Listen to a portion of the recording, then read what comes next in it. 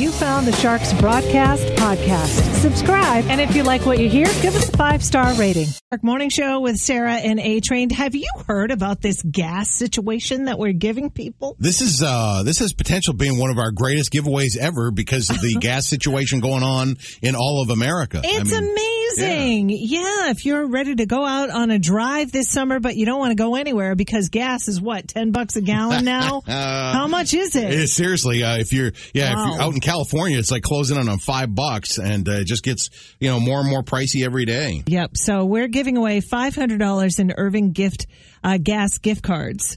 And that can take you a long way, I tell you. Yeah. The Great American Road Trip making a big return this summer. How perfect is this? $500 in those Irving gas cards. You just download the Shark app and enter to win there on the Shark app. Make it happen. Yep. We've got your winner on June 28th. So. Yeah, we were talking about this last week and how far we can actually go.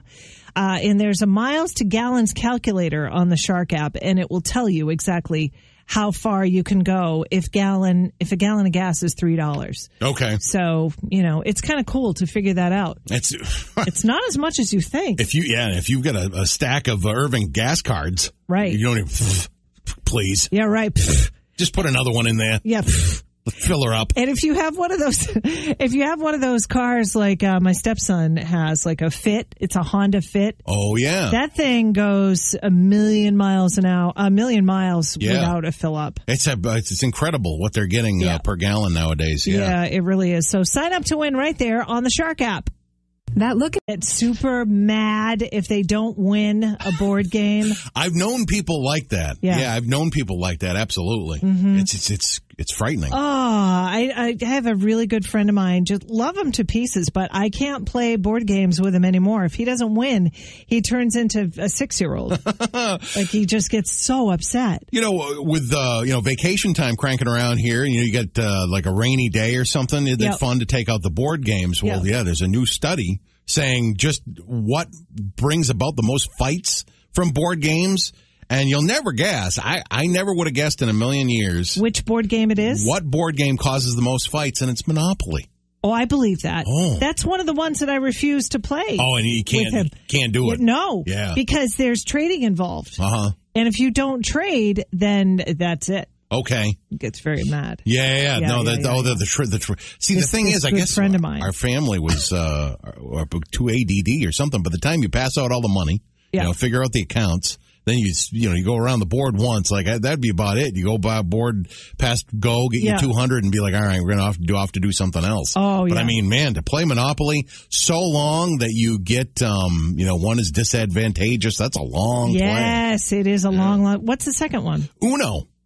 That makes sense if you're, stick somebody with the reverse and the pick up 8 cards card. I could kind of see that. Not so much as number 3, though. Number 3 would have been my number 1 guess. Okay. Sorry. Oh. Sorry. Yeah. Even in the title, it says fight. Yeah. You know what I mean? Even the title of Sorry. Oh. Yeah, that just brings about, you can kind of pick on people like when you're doing sorry, too, Yep. Sure enough, but 22% of Americans have banned a specific person. I'm in that 22%. They banned them to not play board games anymore. Mm-hmm. What is going on? Risk is another one. Yeah. I mean, yeah. That Sarah, I'm right there with you, but it's not on the list. That's the top 5. So I would think that in itself. Yeah, because it's basically war. Oh, yeah. And if you get somebody like Madonna who wants world domination and they will do whatever it takes, then it becomes quite contentious. Intense? Yes, quite intense. But my favorite board game when I was a kid was Clue. Oh, yeah. I loved it. Yeah, that's fun. You get the envelope. You get, you're guessing who did it with what in what room. Yeah, that is. It does kind of calm you down, too, because it's more, I think, intellectual. Process of elimination. My sister Holly and I used to play that when we were at the camp in Ringe. Okay. We had a summer camp on the lake there, and we played Clue. And it was not like I won all the time or she won all the time. It was kind of equal. Yes. And we both had, a chance at it. Uh-huh. So I really loved Clue. Yeah, and you couldn't hurt anybody with a monkey wrench. True. Hi. Board games this morning, heading into the weekend. It's funny, when you talked about playing Clue up at the lake, when my family goes up to the lake, we get a lot of board games. Rain shower goes by or something. Yeah, it's a good way to pass the time. Yep. And like Candyland, or there's a game similar to Candyland called Uncle Wiggly. And it's this rabbit. It's a rabbit that goes, I guess it's English or whatever. There's a rabbit that goes from like start to finish. It's actually similar to Candyland. Yeah. It's wicked fun. There's, white cards and red cards. The red cards are better than the white cards. But yeah, it's fun. But my, and I'm sure he's breaking out of this now, but my nephew Colin, oh man, cheat.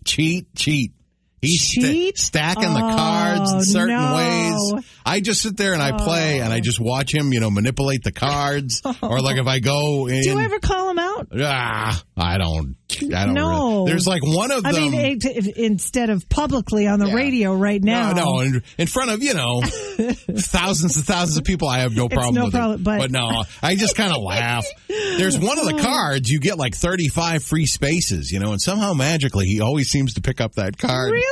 Oh my God, that's so funny. Yeah. Candyland can be brutal, too, with that, because if you're picking up Peppermint Creek or whatever, the one that sends you all the way back to the beginning? Yeah. That's very traumatic if you're a competitive kid. You know which one I really loved? And I didn't really love to play the game, but I liked the popper in the center was Trouble. Oh, yeah. Remember the popper? And yes. I used to love pushing that and watching the dice. Yeah. I was a simpleton. No, that's Simple fun. Kid. That was fun. And that one is, you're a little more locked in with your pegs, too. It's easier to take care of. You're not losing everything. I like that. Yeah, I like it, too. Yeah, Trouble was fun. Yeah, and another one was Parcheesi because I liked the colors. Yep.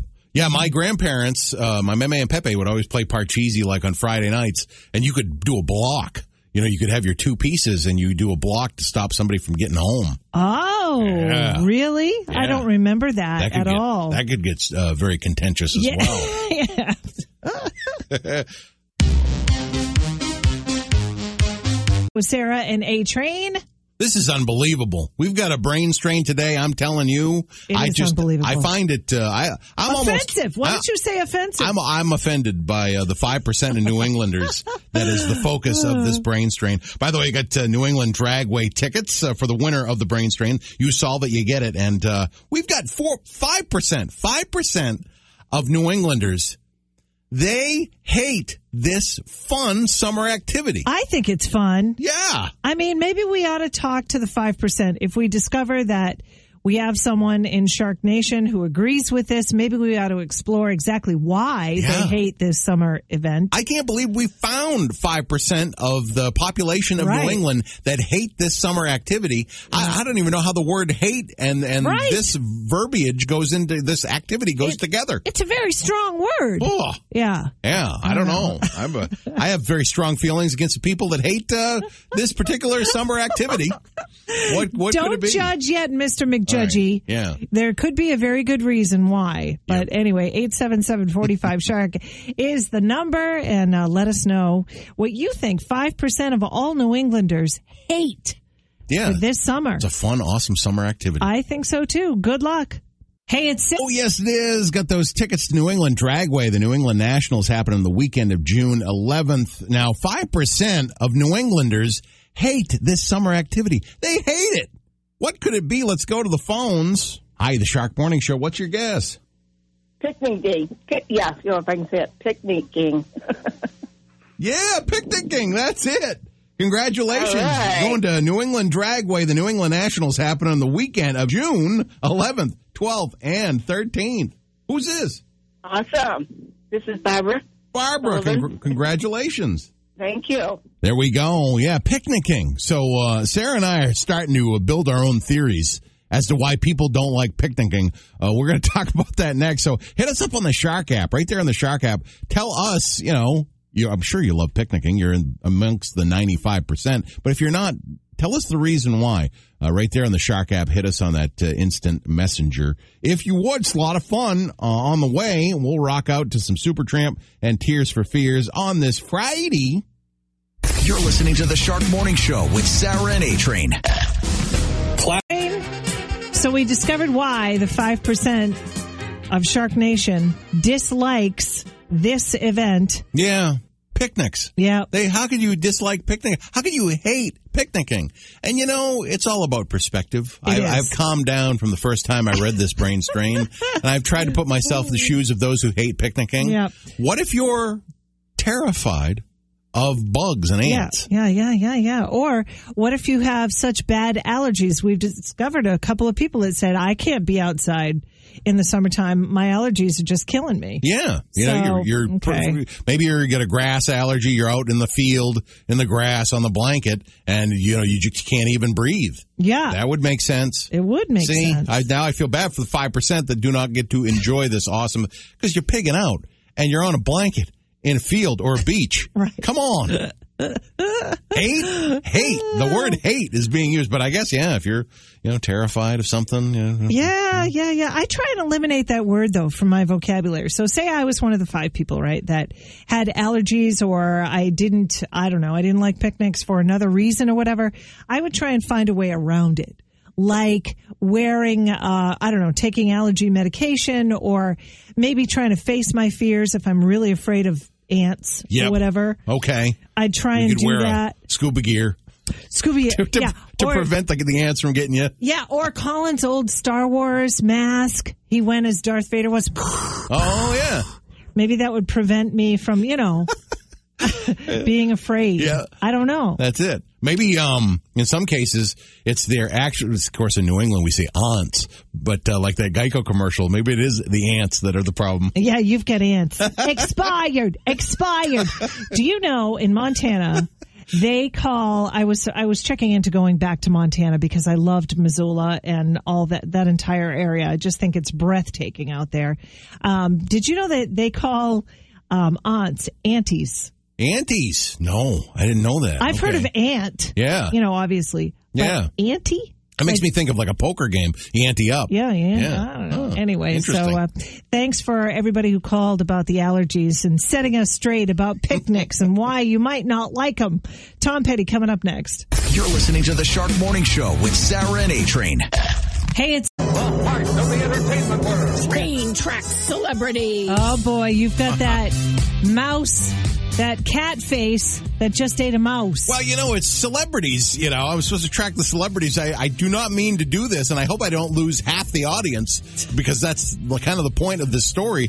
But I'm injecting a little politics into the train track celebrities because a study came out where the most popular guy celebrity that we want as our president, Dwayne "The Rock" Johnson. Wait, isn't he already running for president? Dwayne "The Rock" Johnson. Well, as a joke, he says that from time to time. Yeah. But of course, people, maybe it's that presence of mind and the idea that that people pounce on, that they want Dwayne "The Rock" Johnson. Understand, because his numbers of 46%, that means that 54% do not like him to be that at all.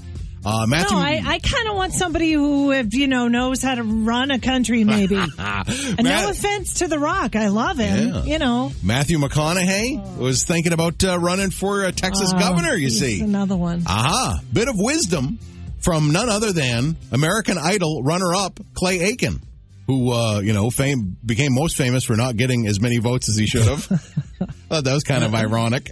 But he said, once you put a political affiliation next to your name, that's it. Half of your people, half of your fans are gone. Isn't that something? Yeah. Of course, I did not know this. It's a little bit of political history I was unaware of. He ran for the 2nd District in North Carolina, the representative seat, and he won their primary and then lost in the election in 2014. Wow. It's been 7 years, and he says he is still, for the most part, not recovered from his political move. So, wait, does he want to go back into his singing career? Well, no, he's fine. He's doing his singing thing, but he just said that he has really felt the repercussions from that maneuver. Just personally? So, there you go. Yeah, just know professionally, you're losing half your audience. The second you affix an R or a D to your name, half of them are right out the door. And according to him, for 7 years, they're not coming back. Yeah. There we go. God. I'm Aaron LaPierre, and I do not approve this message. Sweeping the nation. Who are you? Try to guess the famous celebrities in just 3 clues or less. Everybody put your hands together for your two hosts and your two players, Sarah and A-Train. Well, that's fun. Hear that we wave to the crowd. Studio audience, they go crazy for Hey, who how are you? Oh, nice to see you. Oh, lovely hat. There we Thanks go. for coming. So much fun. Who are you? You pick a celebrity, give the other person 3 or more clues, figure out who that celebrity is. And, of course, Army, Navy, Air Force, Marines, Sarah, we've got celebrities that served our country as the theme. This guy was in the Navy back in World War II. Yeah. Sure enough, he did pass away fairly recently, 2017, at the age of 90. This is interesting. He was a torpedo boat tender aboard the USS Cyrene back during the war. And it's funny, his career in comedy didn't really take off until he became heckled on a couple of occasions, and it really made a good turn for him. Really? This very, very famous comedian, just passing away a few years ago at the age of 90.